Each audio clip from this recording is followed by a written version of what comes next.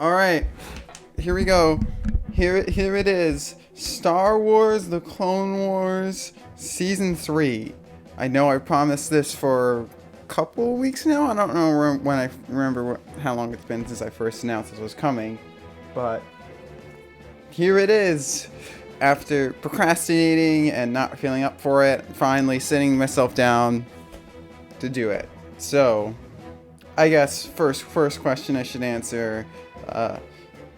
How big of a Star Wars fan are you? I guess I probably should have answered this in the Mandalorian episode, but aside from the fact that I'm wearing a Star Wars shirt, well, hold on.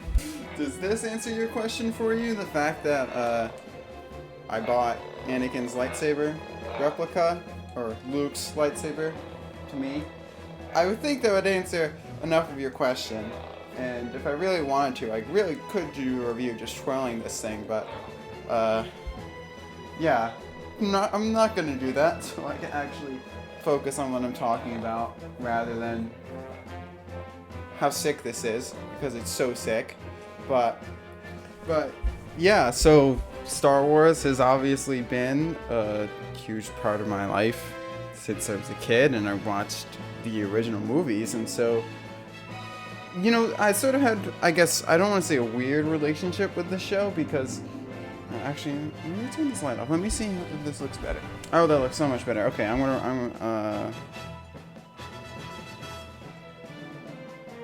okay, so sorry for the chaotic intro here. I don't know why with my arms like that, but so yeah, I saw the original Star Wars movies as a kid and just loved them, and I like the prequels too, even though in retrospect, I mean, after the hot mess that was the sequels, where no plan was put in place, I respect that George Lucas had a vision for these.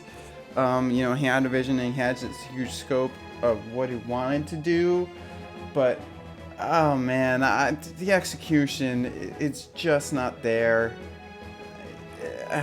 I mean, maybe it's been a bit since I've fully, sat down and fully watched those movies, so maybe I should give them a fair shot, but the dialogue so bad. It's so, it sort of feels like the mantra of show don't tell went completely out the window with the prequels, because I think one of my favorite examples to use is that scene in Attack the Clones where you see Vader for the first time, right? With him annihilating the Sand People, and that should be enough. That scene of him raging out on the Sand People, that should be enough, especially when you contrast that with Luke in Episode 4. You sort of see the difference. That should be enough. That scene, that should be it. You shouldn't have to do anything more with that. But then he goes and he has to say, I killed them, but not just the men, the women and the children too. They were animals and I slaughtered them like animals. Why? It's just bad. You don't have to do that. You could take that scene out of the movie and it would be so much better. And I feel like that's just a problem the prequels have. And the lightsaber fights have major problems too. I know people love to talk about Anakin and Obi-Wan and how great that is. And yeah, sure, it starts great if you ignore, again, the crappy dialogue. But it drags on for way too long. I'm sorry, it does. It drags on, like when they start going outside and they start floating down that river, it's just stupid. It drags on for way too long, and then you have the most anticlimactic ending either. I'm sorry, the fucking high ground. Are you kidding me? That's how this lightsaber fight that's supposed to cap off the entire trilogy ends? What the hell is wrong? You can't just make a satisfying ending to this duel. So and again, that's really what I feel like the problem with the prequels is in general. I know this isn't about the prequels, this is about the show. But, I sort of feel like it's important to talk about the problem with the prequels because I really do feel like the show saves it. Like Star Wars: The Clone Wars. Finally, we're at Star Wars: The Clone Wars. I feel like it saves the prequels. I really do. A lot of the problems that I feel like are wrong with the prequels are fixed here. And like something else that I really didn't talk about is disliking was Anakin. I mean, this kind of goes with the dialogue. Anakin just feels like a caricature in the movies. He just feels like a whiny, obnoxious brat. And it's hard to like him and sort of see how he's the chosen one in the movies because of that. Because all he does is complain and whine. And again, going to Attack of the Clones, it's like that scene in Dooku's like, no, I'm gonna fight him now. Like, he just doesn't feel like a real person. Like, what real person says that and acts that way? And so what I really, really liked about this show is, and this goes for all three seasons and what little season 4 I've seen, is Anakin feels like a real human being. He does. He feels like a person. And it's great because you can see what George was trying to do in the prequels, but failed to do, in my opinion. He feels like a person, right? Like, you could sort of see it, and you can see how, the whole Jedi shouldn't have attachments and how that can be manipulated. You see that with how much he cares about Ahsoka and Padme, and an example that I think of the most in the show is I don't think this was season 3. I'm pretty sure this was season 2, but it was when Ahsoka's ship was being invaded by the parasites from that one planet, and she was going to die. And this is obviously someone Anakin cared about a lot, and so he, in order to save her life, what he did was he force choked this guy for information. And like that scene, and that's what I mean. That scene, that part, you can see it. Like you can see the hints of Vader in scenes like that, and I really like that because he feels, because it makes sense too. Like in this season, there's a vision from his mother for a scene, and you really sort of see, okay, this character has lost so much in his life, that he's really scared. It sets it up well. Basically what the prequels are trying to do is this show does it well. Because you can see how much he's lost. You can see and you can sort of feel how much he's lost. And it's in those moments where he feels he's losing the people close to him that, you sort of see that he blames himself. That Anakin blames himself.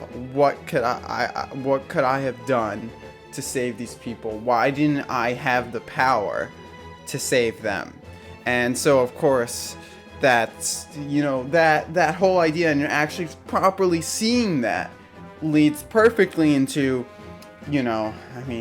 have you seen have you heard the tale of Darth Plagueis the Wise? Like, it works. And so that's sort of the biggest relief of the show, is it takes what the prequels were trying to do and it actually does them well. That's like the best thing I can say about the show, and it's really good. And also something, so I already talked about when Anakin did better, and also, I guess I want to give props before I get any further. I want to give props to the voice cast here, because even though it's not like, they're not the original characters. Hayden Christensen is not Anakin, and Ewan McGregor's not Obi-Wan. The actors, they do a good job replicating that. The Obi-Wan actor especially, I'll try to put a name on screen below, the voice actor. He sounds so much like Ewan McGregor. Like, it's really, it's great. Like, they really did a good job hiring for the voice cast. Also, I found really interesting about the show is sort of the formatting, the way they choose to format it, because, they've done something that I haven't really seen a lot of shows do, which is they sort of had a rotating cast, right? So this was very episodic. That's the right term.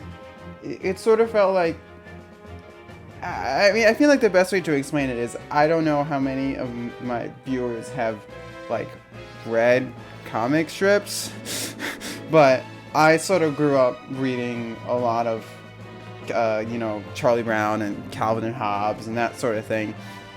And what they tend to do is, they do have storylines, but even like those sort of stories, they sort of reset, even the ones that aren't a big part of, this a storyline or anything like that. They sort of reset everything, right? Like after the comic strip, right? So like you'll have the strip, and then they'll do the joke, and then it sort of and then it's like, okay, like that adventure is done.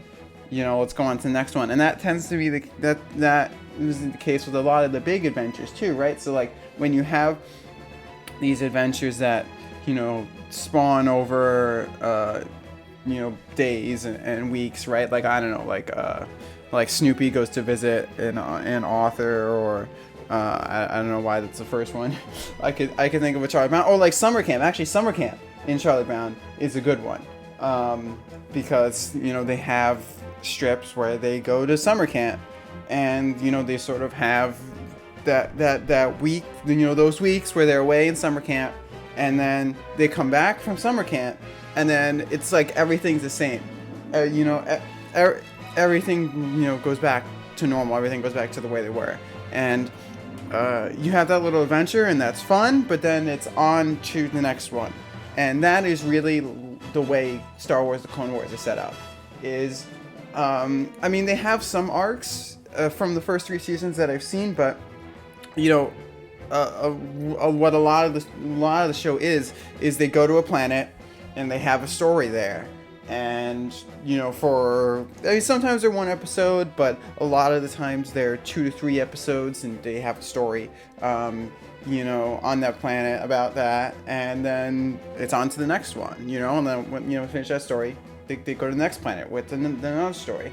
And what's really cool about it is, in the first 3 seasons, they've gone back to planets, right? Like, so like there'll be an episode, there'll be a story in season 1 about a certain planet, and then in season 2 they'll go back to it, and you sort of see how things change in between the time. But it's really a cool way of handling it. For like, obviously sitcoms have done it and everything like that, because it sort of helps to reset everything at the end, so you can keep making the same jokes. But like, it's cool to see that a show that you think would feel more episodic and more story based do a format like that, especially because they also use like the rotating planets, like with like rotating heroes and villains, which is also really cool to see. So they really have 3 main heroes, right? You have Obi-Wan, Anakin, and Ahsoka, and you have Padme and Jar Jar in there. Unfortunately, Jar Jar is a part of this show. I would, if I weren't setting myself out to watch every episode of the show, I would probably skip every episode Jar Jar was in, because he is still insufferable. But he does get some episodes. Luckily even though they do get some episodes by themselves, they don't get nearly as many episodes as the 3 characters I mentioned. And most of the episodes where they are they're in the presence of one of those 3. So makes Jar Jar a lot more tolerable when he's more of a side character. But what was I saying? And they do the same thing with the villains, right? So like what it does is like, there are some episodes where all 3 of the Jedi are together. They're all doing their own thing, but for most of the stories of the show, it follows 1, maybe 2 of them, right? So it's like Obi-Wan is doing a mission on this planet for this episode, and then you go to the next episode and it's Anakin and Ahsoka doing something, or Anakin doing something, right? Like, they tend to separate the heroes a lot just because it's war, and they have lots of stuff to do and everything like that. But it's sort of interesting to see that you sort of have multiple main characters, but they're rarely all on screen at the same time. It's a really interesting way to approach things. And you also have the same with villains, right? So you sort of have rotating villains that they fight. Obviously, they all have to do with the Separatists, but you have Dooku, Grievous, and Ventress being the main Jedi antagonists, and you have the Trade Federation and Nute Gunray for the more political Padme themed episodes. And you also have Bane, who's really cool. I mean, he's just like a rogue person. He does what he wants, but he's a really cool villain, just because like he has no powers. He's kind of like Batman in that like he has no powers, right? Like he only relies on his strength and the tools he has, but he can still fuck some people up. Like, so he's really cool to see, even though he's also evil as hell. But yeah, so that's cool to see, and that sort of brings me to something that I really liked about this show. It might be my favorite thing about it, honestly. I mean, aside from what I talked about earlier about fixing the prequels' problems, is it expands on the universe so much, right? Because obviously, from the movies that there's a big galaxy and there are lots of planets. I mean, by the fact that they sometimes just visit planets once off and call it a day, when if it was a small galaxy that'd mean a lot more. Like you get the feeling of the scope, but here you really see it because of the way it's structured, and you go to a new planet, new area, like every couple episodes. You really get to see not only how big the planet is, but you get to see how impactful the Clone Wars are, right? Because you go through so many planets, but yet there's not really a single planet that hasn't been touched by the Clone Wars. Even the planets that claim neutrality and claim to not be involved in it, they are still affected, whether it be like Trade Federation blockades or the Republic landing there, like one of the two landing there for some reason, like there's no one that's not involved in the war. And so it's a great way to show that, right? Like if that's your goal, is to show the Clone Wars and to show the overall impact it has on the galaxy, it's a good way to do it. It's a good way to handle it, and I think they really knew what they were doing.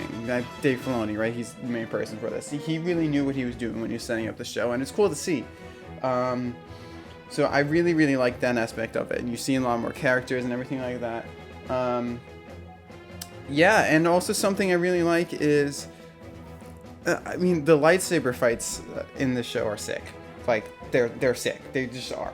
But something that I really, really like, and it talks about going back to the problem I had with the prequels, is they don't feel, not only do they not feel too long, like they feel like just the right amount. They're short and sweet. They're great. They have you sitting there really engrossed for the time they're on, and then they're done, and that's it. But they're also not that much of an occurrence in the show, because most of the fights are like clones versus droids. Like that's really what this fight is. That's really what a lot of the show is about. There's not a lot of time where like Anakin goes up against Dooku or like one of the, there's not a lot of moments where one of the main 3 Jedi goes up against one of the main 4. Actually, no. Yeah, one of the main 3 Jedi goes up against one of the main 3 Sith of the show.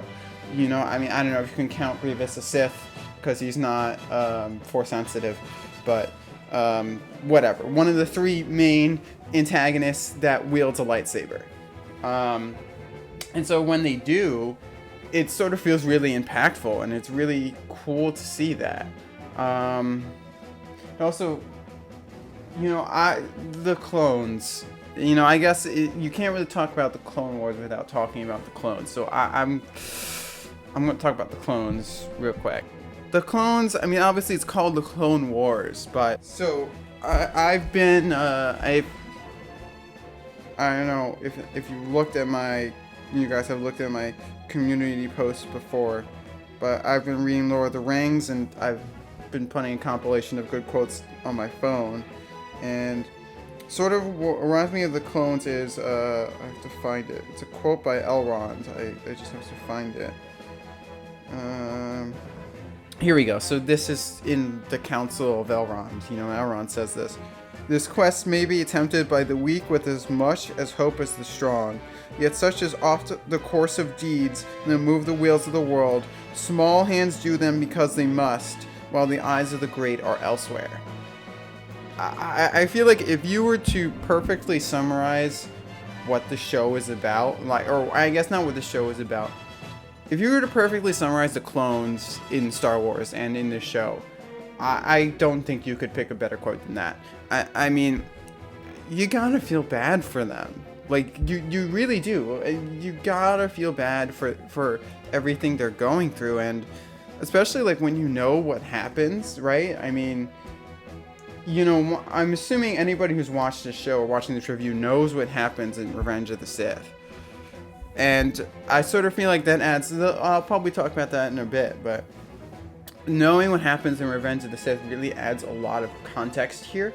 You know, because it's all leading to that, right? Like, you sort of know what's coming. And so with the clones, I mean, they're breeded just for combat. They're breeded to lay their bodies out on the line for the Republic. That's literally what they're made to do. But they're still sentient. They're still human. You know, it's like that scene. This was from season 1. This was from one of the first episodes of the show. It's Plo Koon, who I'll try to find the clip to insert it. But you know, it's like you know, they're stranded, and the clones are, you know, or sort of say like they're okay with sacrificing themselves because like that's what they're made for. And Plo Koon says like, not for me. Like, I see you as human. And Sergeant, why are you so certain no one is coming? We're just clones, sir. We're meant to be expendable. Not to me. And it's sort of like, yeah, they still are. And none of them really see him that way. I mean, the most is like Captain Rex, right? Like, he's like the main clone, Captain Rex. But, you know, so people like him, and they respect him, and they see him as a human, but it doesn't really feel like they see any of the other clones as humans. Like, oh, we gotta go fight, you know? And you gotta do it, sorry. And so I really feel bad for them, especially because, again, you know, you sort of know what happens. If you know what happens in the Star Wars mythos, you know what's coming, right? So, you know, these people they've served with, I guess in the way you could call it, the clones' revenge is killing the Jedi for not treating them well, you know, or not for seeing them all as fodder, you know, to be thrown at the enemy.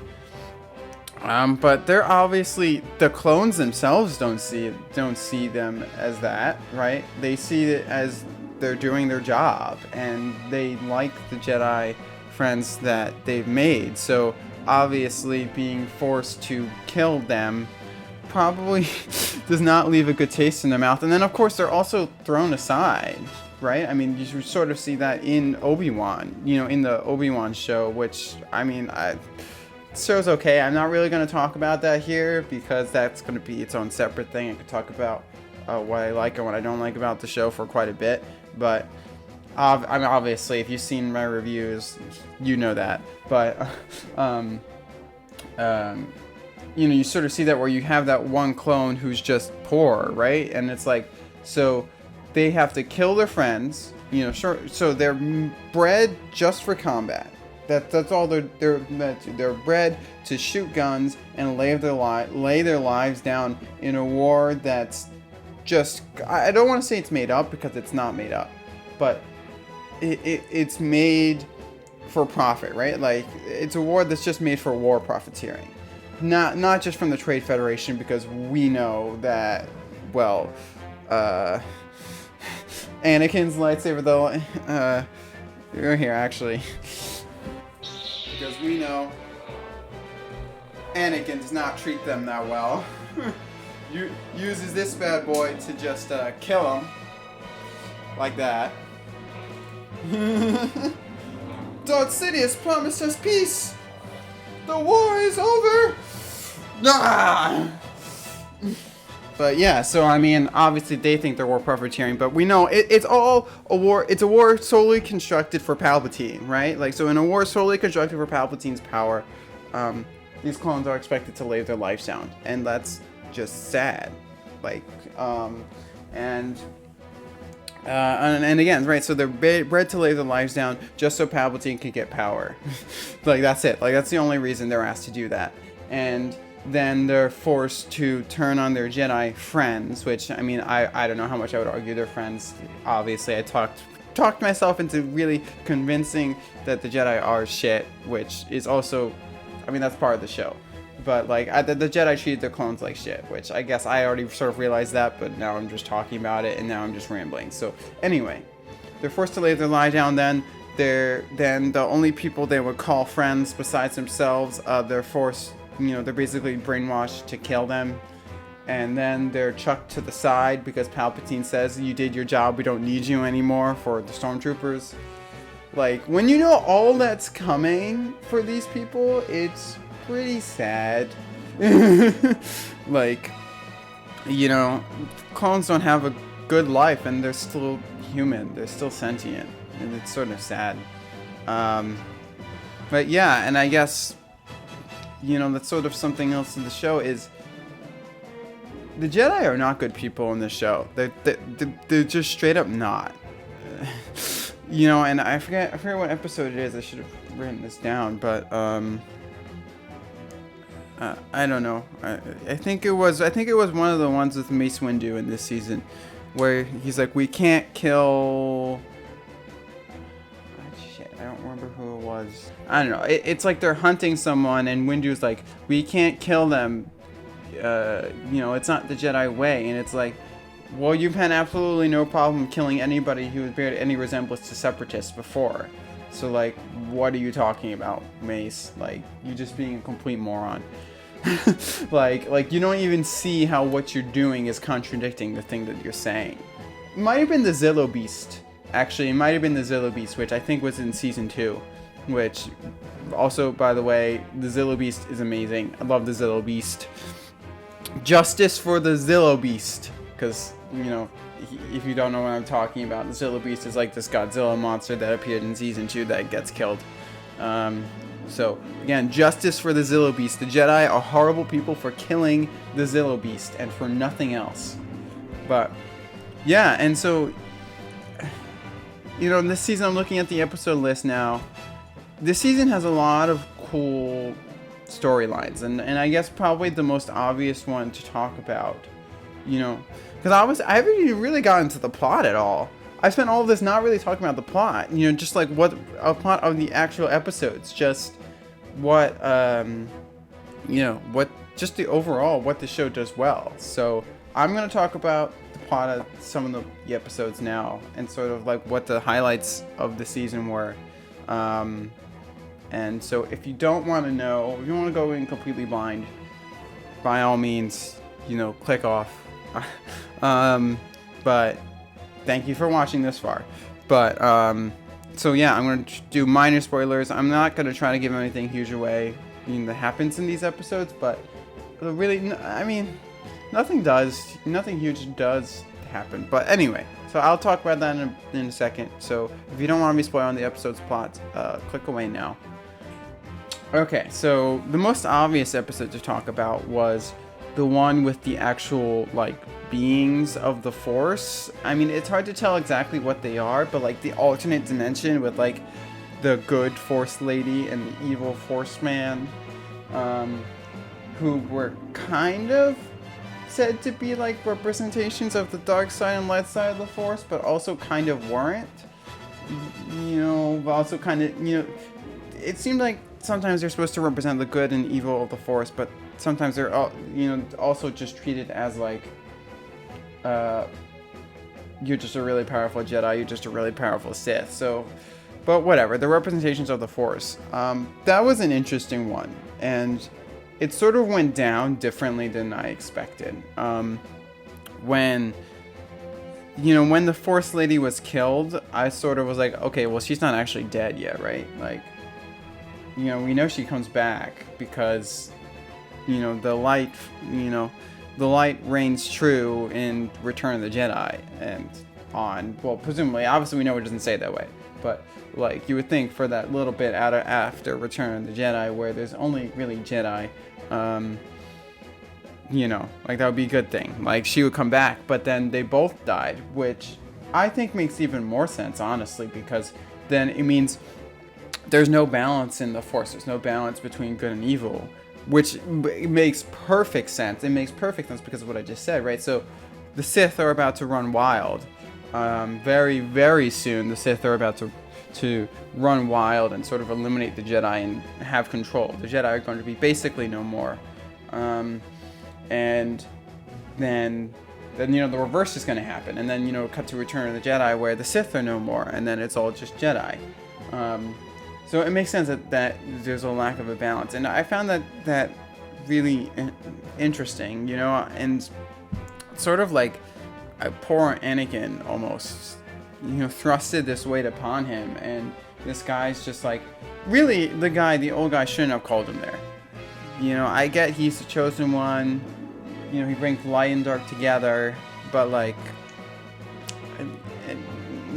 you really gonna ask him to sacrifice his life just to watch over these two people? Like, I don't know. I think it's kind of dumb, and it's kind of forcing this life onto Anakin that, you know, he doesn't even get the chance to choose. And I guess you could argue, really, that's Anakin in general. Because, well, he was kind of forced into the Jedi Order. I don't want to say he was forced into the Jedi Order, but like once he was the chosen one, everyone's like, oh, you have to become this Jedi, and like you have to do this. You're gonna save everyone, and it's like, well, where's his autonomy? Where does he get to live his own life? And so, I mean, that was a really, really interesting episode. And also, I really liked one that I actually, you know, this show is basically a fodder to make video essays on. But one that I really liked was, you know, one that maybe if I do, you know, video essays, the arc in the beginning of the episode where in the beginning of the season where actually no, it's just one episode. Actually, I thought it was more than one episode, but where the episode where Ahsoka gets visions that Padme is going to be killed, that's a really interesting episode because it shows you the difference between Anakin. I mean, no, yeah, I wouldn't say Anakin and Obi-Wan, but no, between Ahsoka and Anakin. And so, yes, I've again, this is a big spoiler for the show. This show has been out for a long time. I know some stuff that happens. I know that Ahsoka leaves the Jedi Order. And I know that she sort of disbounds the name of the Jedi and says, I'm not a Jedi, and everything like that. And, you know, she sort of sees what's happening.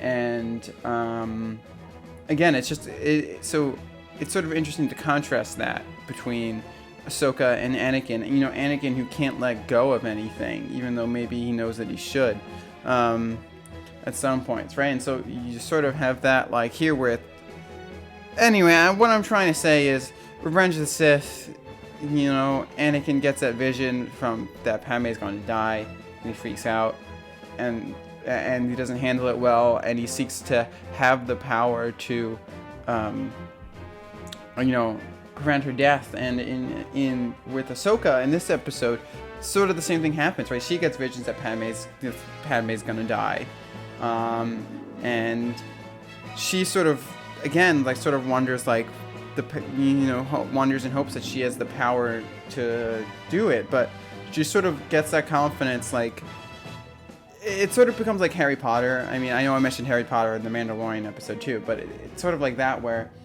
Harry uses the visions of Voldemort to sort of figure out what Voldemort is doing and how he can stop it, right? And that's what Ahsoka does in this episode, is rather than Anakin freaking out and being like, not thinking reasonably, thinking with his heart rather than thinking with his head, right? You know, just being rash and sort of saying, well, I don't know what I can do to stop this. I must try to get more power to get it. Ahsoka tries to stay calm.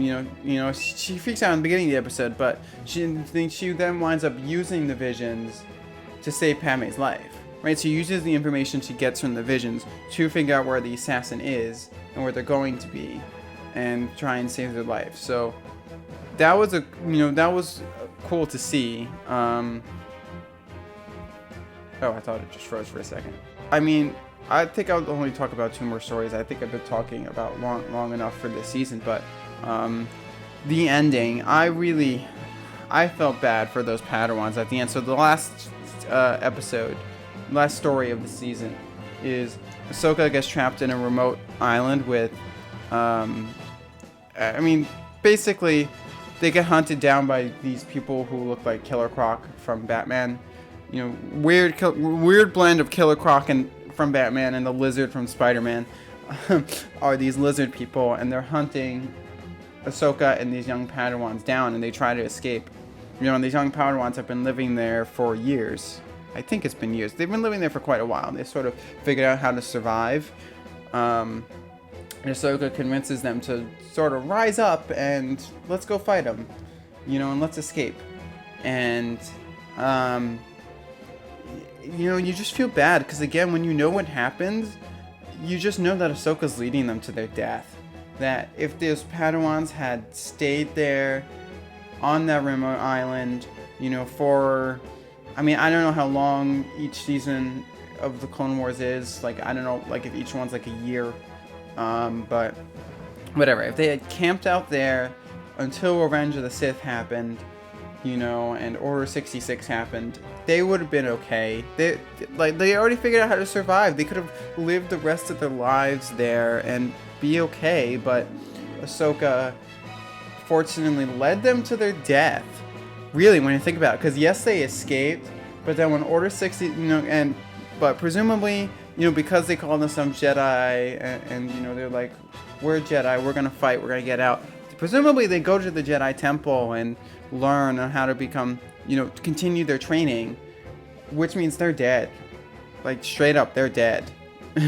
When Order 66 happens, I don't know if they're in the temple, but, they'll get killed. The clones will kill them at some point. Maybe they'll be able to survive because they can go into hiding, but most definitely, some of them died. Like, not all of them made it out. And so that's kind of sad. Like, Ahsoka, like, you don't know it, but you're leading these people to their deaths. And also, Ventress, the leaving, and you have that witch scene with the people and sort of that whole plot. That was cool. That one was alright. It's sort of cool seeing like these other groups of people and what they do, as I talked about already, and I've heard of Savage Opress before, so it was cool to sort of see where he came from and everything that happened there. But it's cool. It'll be interesting to see like what happens like in the future, because obviously, spoilers, Maul's still alive, and I know he's in season 4, so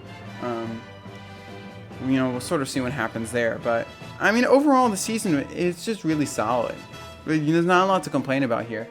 This season did a lot of, it did things well and did what it's trying to do well. And I like this season a lot better than, so far, if I were to rank the seasons of the show, each season got better. Season 1 has been the worst so far, and then you have season 2, and then you have season 3. Right? Like, each season, the show has found its groove more. It's found, it's had great stories. It's done what it wants. It's been good. And so I hope it keeps the trend up. Season 4, I imagine I'll go more into the episodes, because I talked generally about what this show does well, and don't think I'm sure a lot of the points will translate. And actually, I will talk about season 4 briefly. I hope it gets better. I really hope season 4 gets better. It looks like it's going to get better, but I'm 6 episodes in, and you have that water. That underwater story with the underwater planet, which was okay. Then that was 3 episodes, and then you have this one episode where Anakin and Grievous get captured, which and then they trade for him, which unfortunately had Jar Jar Binks in it, so I was not thrilled about it. And then you had two filler episodes with C-3PO and R2. I mean, and they're fun, they're cool, right? Like there was a filler episode in season 3, but there was just one filler episode with them. This one had two with them, and like it's just kind of lame, right? Like it's okay for one, like okay, so I mean this is gonna be a completely different tangent, but the Let It Be album by the Beatles, it sort of has filler too, right? Like Let It Be has these amazing songs, some of the best songs ever made, but they have these short little 30-second, not 30 seconds, but they're like a minute, like songs that like on retrospect like don't add that much, but they sort of give nice breathing room between the masterpiece songs, right? And it's like, okay, if you want to have an episode, do that same thing with R2-D2 and C-3PO, like that's fine, it works. But you go from, but don't have more than one episode of that. If you have more than one episode of that, it doesn't serve that purpose, right? Like it just doesn't. And so you had two R2-D2 C-3PO episodes after you already had two mediocre stories. It's like, you're not transitioning from good stories to another, you're transitioning from mediocre stories to we don't know what to do. So season 4 is definitely off to a slow start, but looking at the episode list, it seems like it's going to pick up more now.